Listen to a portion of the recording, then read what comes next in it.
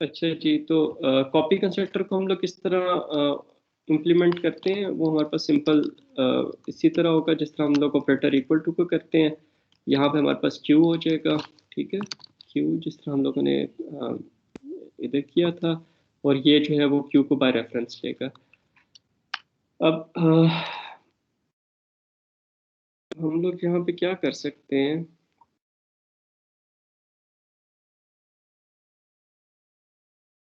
अगर हम लोगों ने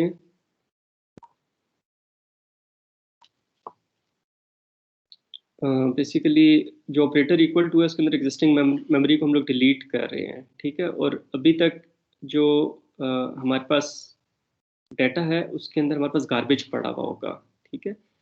तो इसके अंदर या तो हम लोग इस तरह कर सकते हैं कि data is equal to null करते हैं, ठीक है।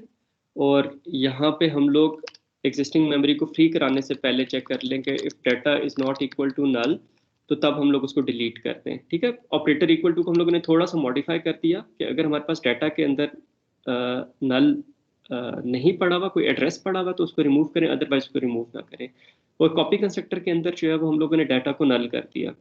अच्छा, अब डाटा को हम लोगों ने नल कर दिया, तो हम लोग जो है वो ऑपरेटर इक्वल टू को यहाँ पे कॉल कर सकते हैं। तो ऑपरेटर इक्वल टू को सोर्स के साथ हम लोग कॉल करते हैं, तो हमारे पास जो है मतलब जो पैरामीटर पास हुआ वही हम लोगों ने आगे ऑपरेटर इक्वल टू को पास कर दिया। ऑपरेटर इक्वल टू का फंक्शन क्या करेगा कि एस में से सारी वैल्यूज कॉपी करके ये जो हमारे पास नई जो एरे है, उसके नई जो क्यू है उसके अंदर वो वैल्यूज जो है वो स्टोर करवा देगा, ठीक है। तो दैट्स इट, कि हमारे पास कॉपी कंस्ट्रक्टर के अंदर बस इतना करना जो है वो हमारे लिए काफ़ी होगा।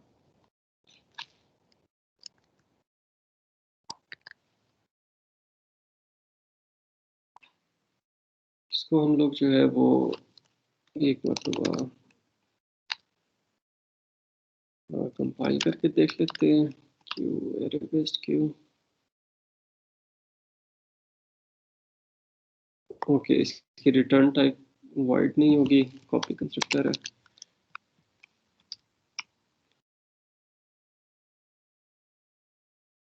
ठीक है। तो ये हमारे पास जो है वो कॉल हो रहा है। इसको हम लोग डीबग करके भी देख सकते हैं वैसे।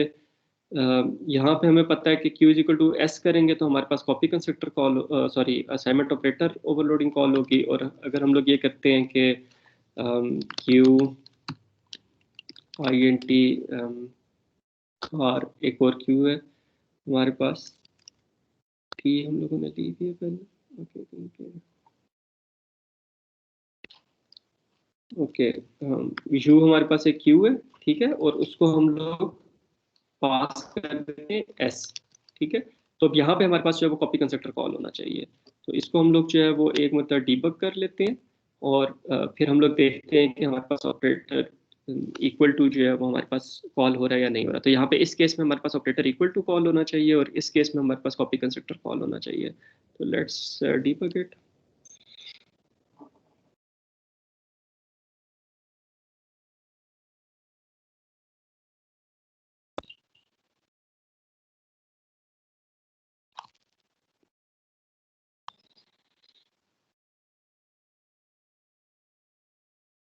ठीक है, तो अब यहाँ पे हम लोग इस फंक्शन के अंदर जाके देखते हैं। तो क्यू के अंदर पहले से हमारे पास वैसे कोई वैल्यूज नहीं पड़ी हुई, लेकिन हम लोगों के पास क्यू के लिए मेमोरी एलोकेट हुई हुई है। तो हम लोग इस फंक्शन के अंदर जाते हैं। तो अब देखें ऑपरेटर इक्वल टू के फंक्शन पे आ गए। यहाँ पे हम लोगों ने सारी वैल्यूज जो हैं वो कॉपी की, ठीक है।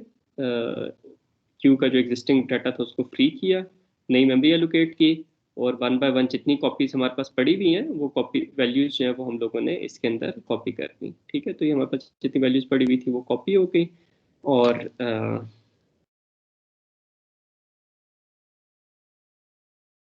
ये हमारे पास ऑपरेटर इक्वल टू कॉल हो गया था। अब हम लोगों ने एस में से कुछ वैल्यूज रिमूव की, कुछ नई वैल्यूज डाली, और अब हम लोग जो है वो ये नई क्यू क्रिएट कर रहे हैं, और उसे जो एग्जिस्टिंग क्यू है वो एज पैरामीटर दे रहे हैं ऑब्जेक्ट डिक्लेयर करते हुए। तो यहाँ पे कॉपी कंस्ट्रक्टर कॉल होना चाहिए, ठीक है। तो अब यहाँ पे देखेंगे हम लोगों ने कॉपी कंस्ट्रक्टर कॉल किया।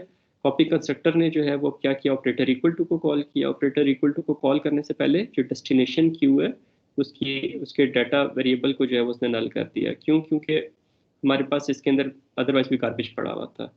तो मुझे आपको दिखाना याद नहीं रहा, इसको दोबारा डिबग कर रहा हूँ मैं।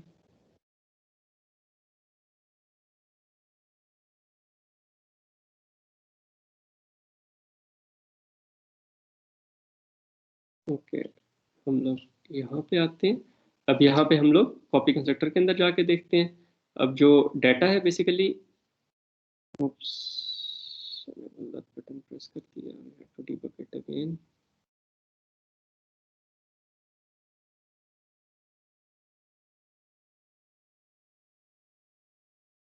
ओके, यहाँ पे अब हम लोग कॉपी कंस्ट्रक्टर के अंदर जाते हैं। ठीक है, यहाँ पे इस फंक्शन के अंदर आते हैं। अब यहाँ पे देखें, जो डाटा है इसमें गार्बेज पड़ा होना चाहिए। ठीक है, तो यहाँ पे अगर आप इसके लोकल वेरिएबल के डाटा में देखें तो गार्बेज पड़ा हुआ है या नल पड़ा हुआ है। ठीक है, तो उसने बाय डिफॉल्ट सारी वैल्यूज़ को जो है वो ज़ीरो कर दिया और इसको डाटा को जो है वो नल कर दिया। लेकिन हम लोगों ने एहतियातन इसको एक्सप्लिसिटली भी नल कर दिया, ताकि ऑपरेटर इक्वल टू के अंदर हम लोग इसके लिए इसकी मेमोरी को डिलीट ना करें। ठीक है, तो अब हम लोग ऑपरेटर इक्वल टू के अंदर जाएंगे। यहाँ पे जाके हमारे पास सारी वैल्यूज़ कॉपी होंगी डेस्टिनेशन के अंदर, और फिर हम लोग देखते हैं डाटा नल है, क्योंकि नल होगा तो हम लोग उसकी मेमोरी को फ्री नहीं करवाएंगे। ठीक है, और फिर जो एग्जिस्टिंग वैल्यूज़ पड़ी हुई हैं वो हम लोग डेस्टिनेशन क्यू में कॉपी करेंगे। ये हमारे पास कॉपी कंस्ट्रक्टर कॉल ख़त्म हो गया। अब अगर हम लोग देखें तो हमारे पास जो है एस के अंदर जितनी भी वैल्यूज़ थी, अब वो हमारे पास यू के अंदर आ जानी चाहिए। ठीक है, तो अगर हम लोग यहाँ पे देखें तो यहाँ पे यू को अगर हम लोग कॉल कर लें तो यू के अंदर हमारे पास जो है एस के अंदर हमारे पास जो है वो 4 एलिमेंट्स हैं। एरे का साइज 5 है, रेयर इंडेक्स 1 है, फ्रंट इंडेक्स जो है वो हमारे पास 2 है, इसकी मेमोरी D0 है। यू के अंदर देखें तो नंबर ऑफ एलिमेंट्स 4 है, एरे साइज 5 है, रेयर इंडेक्स 1 है, फ्रंट इंडेक्स 2 है, और इसकी जो मेमोरी है वो हमारे पास डिफरेंट है।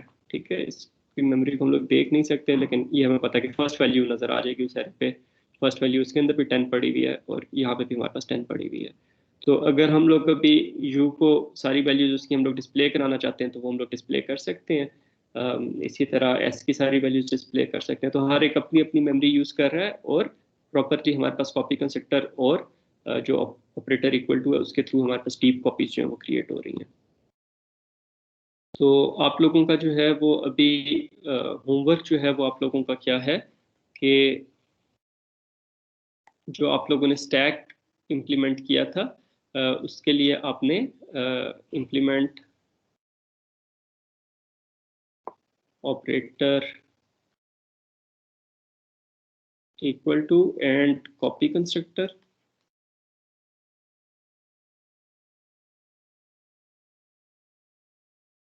For the array based array and linked structures based stack ADTs। ठीक है, तो आपने बेसिकली 4 फंक्शन इंप्लीमेंट करने होंगे। एक ऑपरेटर इक्वल टू और कॉपी कंस्ट्रक्टर जो है वो इंप्लीमेंट करना होगा एरे बेस्ड स्टैक के लिए। फिर एक ऑपरेटर इक्वल टू और कॉपी कंस्ट्रक्टर आपने इंप्लीमेंट करने होंगे लिंक बेस्ड स्टैक के लिए। लिंक बेस्ड स्टैक के लिए थोड़ा सा ट्रिकी होगा, लेकिन try to implement these functions. तो ये आपने एडीटी के अंदर जो है ये आपने इंप्लीमेंट करने हैं।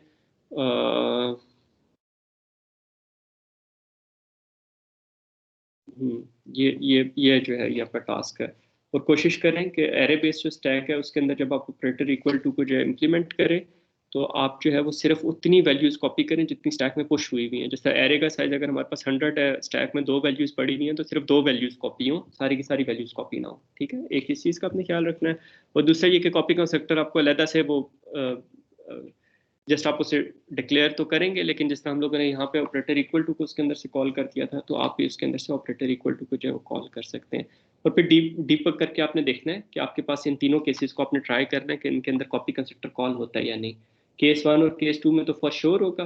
केस 3 के अंदर जिस तरह मैंने आपको बात बताया था कि कंपाइलर जो है वो अपनी ऑप्टिमाइजेशन करता है, कोड ऑप्टिमाइजेशन करता है, और उसके अंदर कॉपी कंस्ट्रक्टर को स्किप करके डायरेक्टली जो है वो असाइनमेंट ऑपरेटर इक्वल टू का जो ऑपरेटर है उसको जो है वो इन्वोक करता है।